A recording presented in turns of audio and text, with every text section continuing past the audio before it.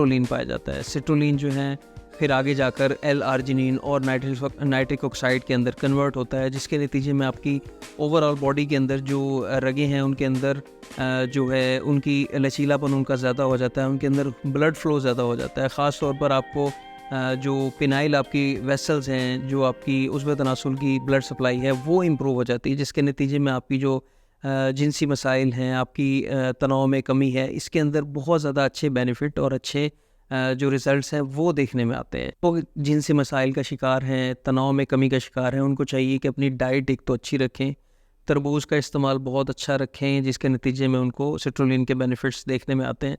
इसके अलावा अपनी ओवरऑल लाइफ़स्टाइल को भी अच्छा रखें, अपनी एक अच्छी रूटीन बनाएं जिसके अंदर आपकी स्लीप प्रॉपर हो, आपकी नींद पूरी हो। इसके अलावा कोई ना कोई एक्टिविटी लाजमी करें, कोई वर्जिश करें। हफ्ते में तकरीबन 5 दिन तो कम से कम 30 मिनट की वर्जिश लाजमी करनी